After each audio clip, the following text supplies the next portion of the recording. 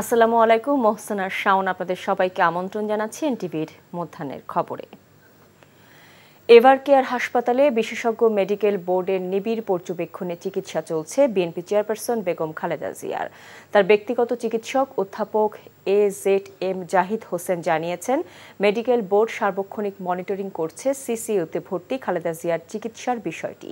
রাত থেকে medical board কয়েক দফা বৈঠক করেছে। অধ্যাপক শাহাবুদ্দিন তালুকদারের নেতৃত্বে বোর্ডে রয়েছেন অধ্যাপক FM সিদ্দিকী, শামসুল আরেফিন সহ 11 জন বিশেষজ্ঞ চিকিৎসক।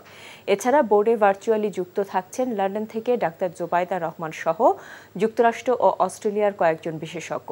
বেগম জিয়ার শারীরিক পরীক্ষা নিরীক্ষার রিপোর্টগুলো পর্যালোচনা করে তাৎক্ষণিক যা করণীয় সেই ব্যবস্থা নেওয়া হচ্ছে বলে জানান ডাক্তার জাহিদ। গভীর রাতে হঠাৎ অসুস্থ হলে দ্রুত অ্যাম্বুলেন্সে করে বিএনপি প্রধানকে এভার কেয়ারে নেওয়া হয়। এখন জন্ম সনদ দিয়ে খোলো বিকাশ স্টুডেন্ট অ্যাকাউন্ট। নিজের বিকাশ নিজে কর। সিলেট বিভাগে বন্যা পরিস্থিতি উন্নতির দিকে, তবে এখনও নিম্নাঞ্চলে পানিবন্দী রয়েছে অনেকেই। দেখা দিয়েছে বানভাসী মানুষের দুর্ভোগ। এ বিষয়ে জানতে যাচ্ছি সিলেটে, সেখানে আছেন স্টাফ করেসপন্ডেন্ট সজল ছত্রী। সজল, সিলেট শহর এবং বিভিন্ন উপজেলায় বন্যা পরিস্থিতির সর্বশেষ খবর আমাদেরকে জানাবেন।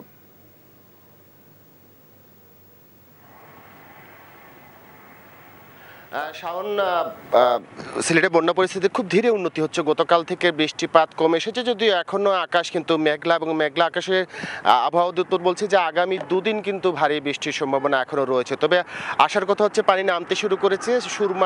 সুরমা নদীর পানি একটি পয়েন্টে বিপদসীমার নিচে নেমে এসেছে, কিন্তু এখনও সুরমা এবং কুশিয়ারার অন্যান্য পয়েন্টে কিন্তু বিপদসীমার উপরে পানি প্রবাহিত হচ্ছে। সিলেটের অন্যান্য শাখা নদীগুলো, ছোট নদীগুলোও কিন্তু বিপদসীমার উপরে প্রবাহিত হচ্ছে, এবং আপনারা জানেন যে মৌলভীবাজার এবং হবিগঞ্জেও কিন্তু বন্যা ছড়িয়েছে এবং সেখানে বন্যা পরিস্থিতি প্রায় অপরিবর্তিত আছে। একইভাবে সুনামগঞ্জেও কিন্তু বন্যা পরিস্থিতির কারণে আসলে ব্যাপক মানুষ ভোগান্তিতে আছে। সিলেটে এখনো 10 লক্ষ মানুষ পানিবন্দী আছে, এবং পানি নামার ধরনটা যদি দেখেন, এখন দেখছেন কোম্পানিগঞ্জের বর্ণি এলাকা, এই এলাকার কিন্তু অধিকাংশ ঘর বাড়ি এখনো পানিবন্দী আছে। অনেক ঘরের ভিতরে এখনো পানি আছেন। যারা উঁচু স্থানে বা রাস্তায় আশ্রয় নিয়েছিলেন তারা কিন্তু ঘর বাড়িতে ফিরতে শুরু করছেন, কিন্তু তারা তীব্রভাবে খাবার সংকটে আছেন, এবং বিশুদ্ধ পানীয় জলের সংকটটা সবচেয়ে বেশি তাদের কাছে এখনো। যদিও জেলা প্রশাসন এবং বিভিন্ন র্যাব, পুলিশ সহ বিভিন্ন বাহিনী বলছে যে তারা পানি বিশুদ্ধকরণের ট্যাবলেট বা বিশুদ্ধ পানি পৌঁছে দেওয়ার চেষ্টা করছে। এবং সিলেট হাইটেক পার্ক যেটি আছে, বঙ্গবন্ধু হাইটেক পার্ক, সেখানে 2টি পানি শোধনাগার স্থায়ীভাবে স্থাপনের প্রচেষ্টা করা হচ্ছে বলে আমাদের জানিয়েছে প্রশাসনের পক্ষ থেকে। তবে আমরা যত প্রত্যন্ত অঞ্চলে যাচ্ছি তত মানুষ কিন্তু বলছেন যে তারা কিন্তু কোনো ধরনের সহায়তা পাচ্ছে না, এবং এখনও তারা দুর্ভোগে আছেন, এবং সময় যত যাচ্ছে দুর্ভোগ বাড়ছে। তবে পুনর্বাসনের জন্য তাদেরকে উদ্যোগ নেওয়া হবে বলে আমাদের জেলা প্রশাসন এখন পর্যন্ত জানিয়েছে। শাওন, এখন জন্ম সনদ দিয়ে খোলো বিকাশ স্টুডেন্ট অ্যাকাউন্ট। নিজের বিকাশ নিজে কর।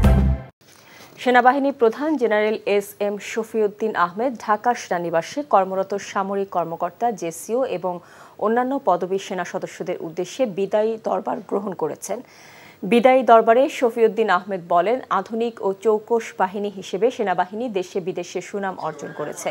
আধুনিক বাহিনী হিসেবে সেনাবাহিনী যেন মানুষের পাশে থেকে দায়িত্ব পালন করতে পারে, সেজন্য সরকার কাজ করছে বলেও জানান সেনাবাহিনী প্রধান। দরবারে ঢাকা সেনানিবাসে কর্মরত জ্যেষ্ঠ সামরিক কর্মকর্তাগণ, জেসিও এবং অন্যান্য পদবী সেনা সদস্যগণ উপস্থিত ছিলেন।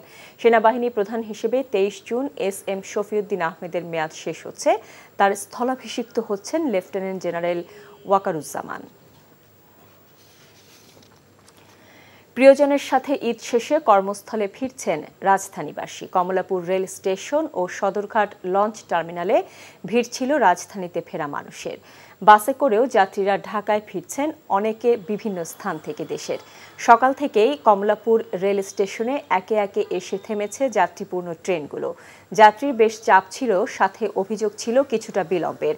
সড়ক পথে ফিরতি যাত্রায় যাত্রী চাপ থাকলেও যানজটে ভোগান্তি ছিল না। তবে সকাল থেকে কয়েক দফা বৃষ্টি হওয়ায় বাসায় পৌঁছতে ভোগান্তিতে পড়তে হয় যাত্রীদের।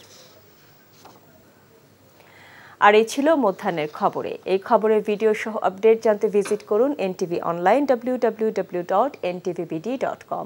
এছাড়াও NTV জনপ্রিয় সব অনুষ্ঠান ও খবরের আপডেট জানতে ভিজিট করুন আমাদের ইউটিউব ও ভেরিফাইড ফেসবুক পেজ। 2টায় দুপুরের খবর দেখার আমন্ত্রণ রইল। এতক্ষণ সাথে থাকার জন্য সবাইকে ধন্যবাদ।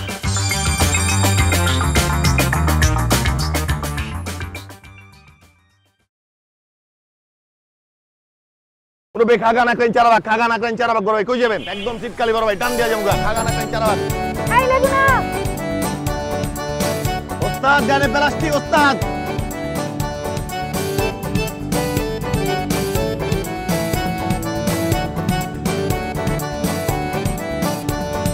আপনার বান্ধবী আসেনি আজকে না কেন রে লাগবে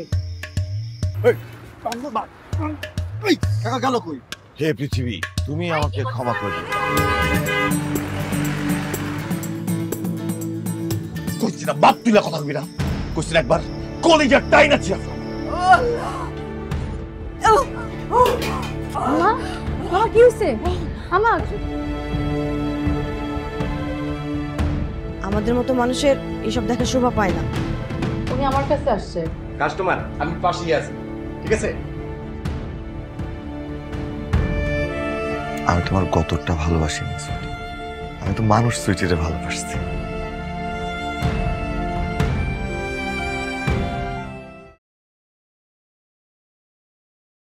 এখন জন্ম সনদ দিয়ে খোলো বিকাশ স্টুডেন্ট অ্যাকাউন্ট নিজের বিকাশ নিজে কর